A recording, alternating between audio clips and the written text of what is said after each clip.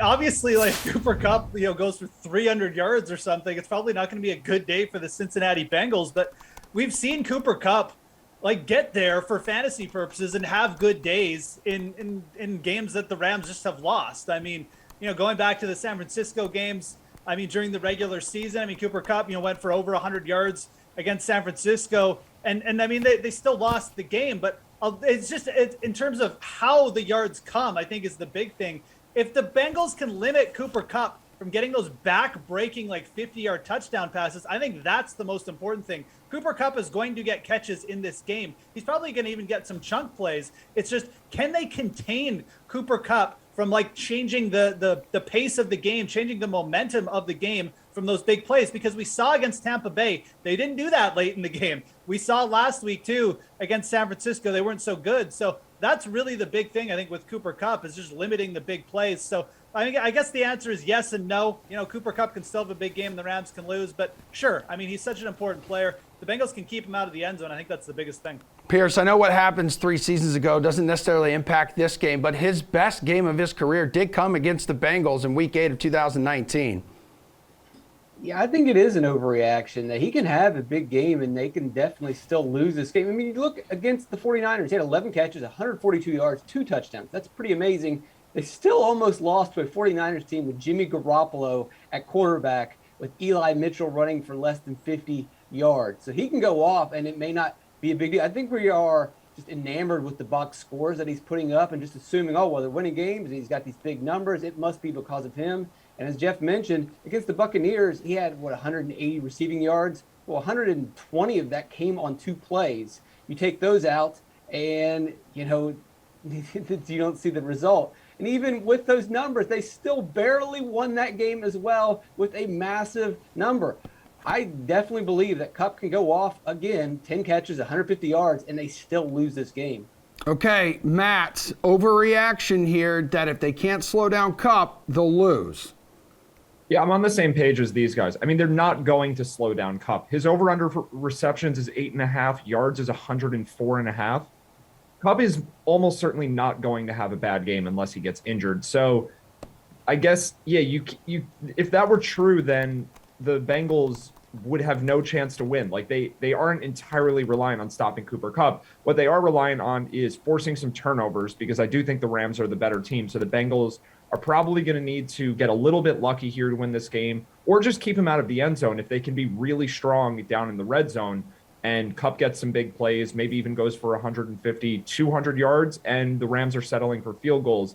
That's the way to do it. So I agree with these guys completely. Just keep him from having the back-breaking huge plays that kind of end the game for you. Kupp could have 150, and if he doesn't score, I actually think that's a win for the Bengals. So they don't need to slow him down. They just need to stop touchdowns. All right, Pearce, let's go to the other side here. Is it an overreaction to say Cincinnati needs Burrow to have a monster game for him to hoist the Lombardi Trophy?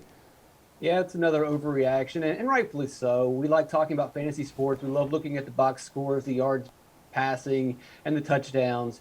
But in reality, if he can limit turnovers, they've got a really good chance of winning. If he can limit the sacks, or his offensive line can limit the sacks, if they can stay out of 3rd and long, if they can get yards early in the series, if they can get 3rd down conversions, a lot of the statistics that we don't really look at in terms of fantasy, but are more important when we look at money lines and spreads. So I don't think that his traditional box score, yards and passing touchdowns, is really what we should be concerned with. It's interception, sacks, 3rd and long, converting, getting yards on the first 2 downs with Joe Mixon. That's what's really going to matter.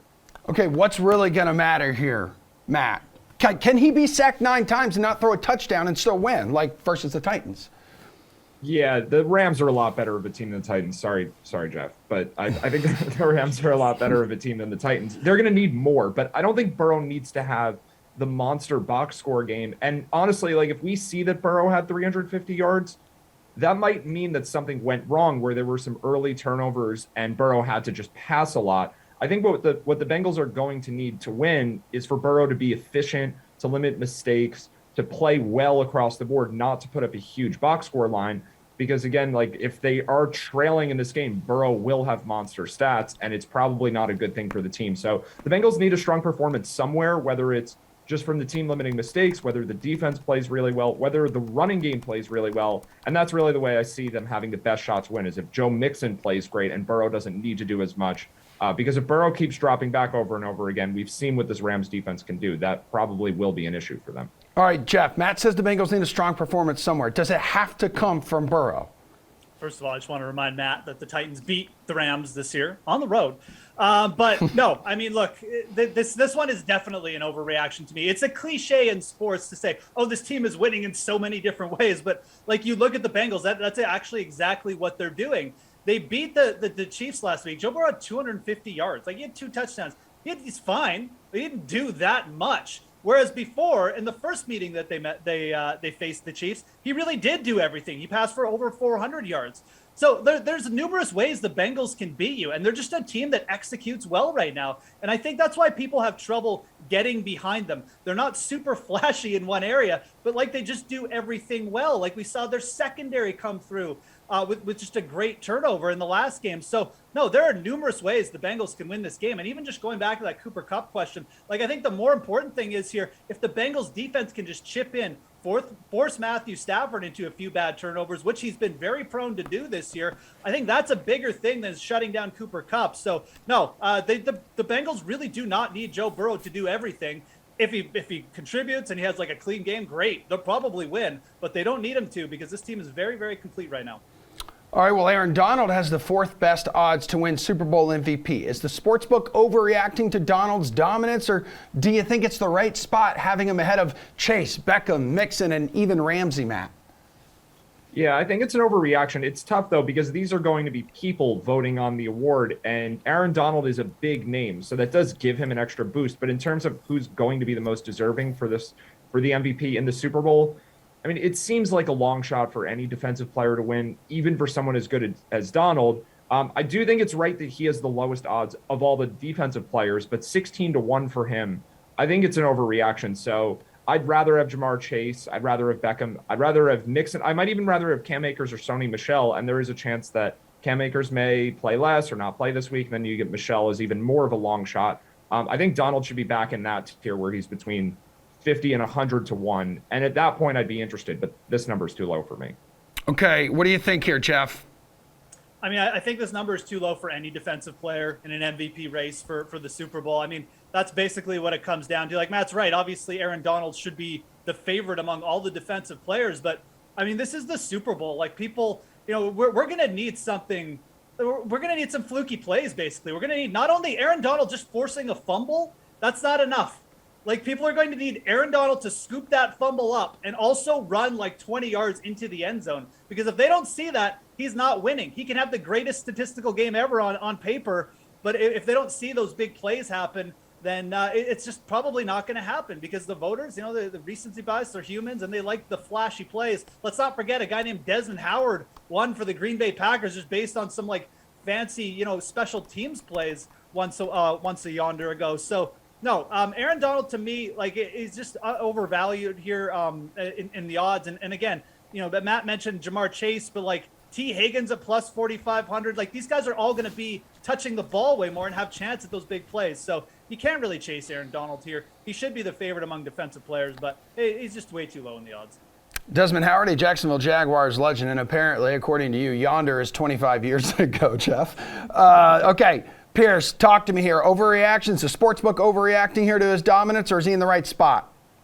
He's not in the right spot. I mean, you've got too many big-name quarterbacks, too many big-name wide receivers. That's just where the voters like to go. He will have to have a lifetime performance to win the MVP. I mean, he can be the actual MVP, but not win the MVP. Let's say he has a great game, but Joe Burrow is really good too, or Matt Stafford's really good too. The voters are going to take the quarterback. They're going to take the wide receiver. The only way that I could possibly see this working out for him, obviously he would have to have once-in-a-lifetime performance. That's probably not going to happen. Or he has a really, really good game and the offenses absolutely don't show up at all. I don't see that happening. I think he might be the best player and have the best game, but the voters go with quarterbacks. They go with wide receivers. Happy birthday to Matt Stafford, 34 years young today. Jeff, how much of an overreaction is it to say that he needs like a 350-plus yard, at least two touchdown game for the Rams to win?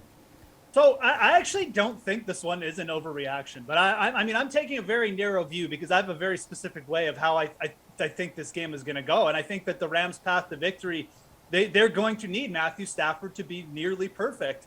Everyone is all over the Rams defense and, they're going to sack Burrow into oblivion. Again, we've said this a million times. Like, Joe Burrow is fantastic under pressure. I think Matthew Stafford is going to have to win this game. The one thing about the Rams, they cannot run the ball right now. Like, their running backs stink.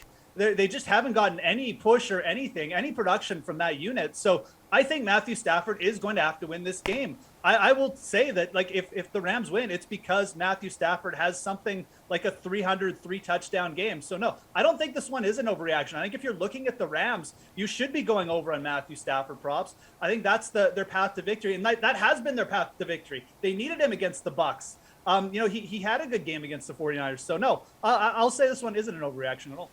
Is it an overreaction, Pearce? Yeah, I don't like the correlation. Matt touched on this earlier with Joe Burrow. If Stafford is throwing the ball a lot, if he's going for 300, 400 passing yards, multiple touchdowns, that means the rushing game is not working. It also means it's possible that their defense isn't playing that well either because they're having to compete and keep up. Again, with what I said with Burrow, same thing for Stafford.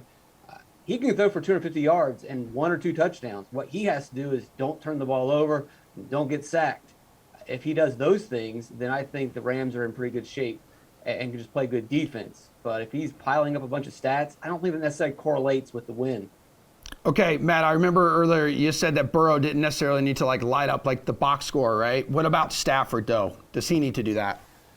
Yeah, I don't really think so. It's kind of the thing Pearce just mentioned. I'm going to go back to this. I mean, Matthew Stafford's over-under for yards is 280 or so, and the Rams are still 2-1 favorites. So I think it's going to come down to, does Stafford make mistakes? And the more mistakes he makes, the more he's going to need to throw for, the more big plays he's going to need to have for the Rams to win. So, yeah, I'm not really sure it's even been his fault that the Rams have had turnovers throughout the playoffs. Like the game against Tampa Bay, we had 2 Cam Akers fumbles and a snap that went over Stafford's head. 3 turnovers that he basically had nothing to do with. So if the team's going to do that to him, then yes, he will need a very, very large game to be able to win. But I would expect the Rams play a better game than this. I know we can talk about Sean McVay a lot, and we can say the Rams, won't be as prepared as some other teams might have been, but I think the Rams probably are in the driver's seat for this game and can play just pretty well across the board, and that's enough to win. But again, if Stafford makes a turnover or 2, then yes, he will need a really, really big box score game to make up for that. Guys, we said it a lot all last week, and I'm getting the vibe here throughout this segment. Like, we could see this being a pass-heavy affair. So is it an overreaction here to say fading any and all rushing bets, Pearce? That's an overreaction. They're going to try to run the ball. Cincinnati is committed to the run. Cincinnati was down 21 points against Kansas City, and in the end, Mixon still went over his rush attempts prop. He's a talented running back. Their offensive line is not good pass blocking, but when it comes to rush blocking, they're middle of the road. And I think we might be overrating the Rams' rush defense a little bit too much. They played some pretty soft matchups recently. I know Eli Mitchell is a good running back, but that was a very one-dimensional offense that they faced that week. I mean, if you go back to the regular season when Jimmy Garoppolo was healthy, Mitchell was running all over the Rams. I go week 16, Baltimore was running all over the Rams. I think that Cincinnati has a real shot of moving the ball, especially if everyone is expecting pass and teams are game planning and scheming for the pass. It's going to open up opportunities on the ground. All right, what are you doing here, Matty? I think it's half an overreaction because on the Bengals side, yes, I do think Joe Mixon could have a really big game here. So to fade him and expect that Burrow is going to be the main part of the Bengals offense, I feel like that's an overreaction. But on the Rams side, we have a lot going on with the running backs. Cam Akers didn't practice at all this past week. I would assume that he gets back out and practices this coming week and plays, but it could mean that he's on the field less. It could mean Sony Michel gets a larger workload. Darrell Henderson could wind up active for this game, and then we have a 3 running back rotation. So betting any overs on any Rams running backs right now, especially because Michel's not listed. So basically, if you're betting over on Akers, I think that is a little bit concerning. So fading that for now, yes, I agree with that. But going back to Mixon, I think it'd be an overreaction to fade all of his bets because I do think the upside is there for him. Yeah, right. I remember last week, Bukes, and I think a few of you guys were all in and all together on under Akers, 63.5 rushing yards. Geoff, what do you want to do here? Is it an overreaction to fade all of these and steer clear of all these rushing props? Yeah, I mean, Matt pretty much took the words out of my mouth. You fade the Rams side of it, and I think you could probably find some really good bets on Joe Mixon this week, because I think that people are expecting the Bengals to be throwing it a lot. But just as an example, longest rush, Joe Mixon over 13.5 yards. Like that's not very big for Joe Mixon. I mean, yeah, he doesn't have the greatest yards per carry average, but he's explosive, and we saw against the Chiefs, like Pearce mentioned. I mean, they are committed to running even when they're behind, so there will be the opportunities. The biggest thing is Joe Mixon is an every down back. He's going to be playing a ton in the Super Bowl. We don't really know the rotation on the Rams. The Rams running backs also kind of all aren't playing very well right now. So the Mixon props are what you should be looking at to potentially go over. But no, I would fade the Rams rushing attack here. All right, so many props, so many specials on the DK Sportsbook for this one, between player parlays, first touchdown score. I mean, the list goes on and on and on. We'll see a bet with plus 2,000 odds hit. Is that an overreaction, Matt?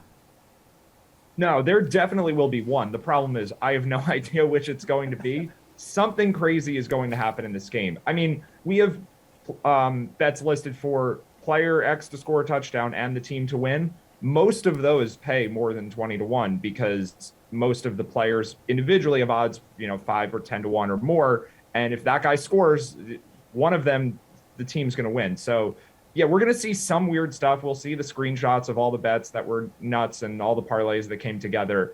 I just personally don't know which one it's going to be. So I'm not going after any of them, but I would be shocked if we see just a game that is exactly to the script where all of the favorites score all of the touchdowns. That actually is the more unlikely outcome than something weird happening. All right, Geoff, is this an overreaction? Classic, Matt. Of course I know what's going to happen. I know exactly which bet is going to hit. And yes, we're going to probably going to get multiple bets over plus 2,000 because there's a million bets on the DraftKings Sportsbook. How about T. Higgins to score first and the Cincinnati Bengals to win? You get that in the player props section under the DraftKings Sportsbook. Player parlay section, that's plus 2,800. That's going to hit. The Bengals are going to win. T. Higgins will score first and get them off to a good start. Sure. I don't know. That's my choice anyway. Okay. Pearce, you can get plus 10,000 odds for no touchdown to be scored in this game. Yeah, I probably won't go that far, but here's another crazy one. Bengals 2 defensive touchdowns is 6,500. A little safer bet is Beckham MVP, Akers MVP, Higgins MVP, Mixon MVP, all better than 2,000, all possible scenarios. And then another one of the special bets is Cooper Kupp scores the first touchdown, and then Jamar Chase scores the second touchdown of the game at 3,500. We know these games are going to be scripted out to start the game, and we know that Kupp and Chase are going to be heavily favored in those early scripts. That doesn't seem very unlikely for Kupp to score, and then on the next drive for Chase to score.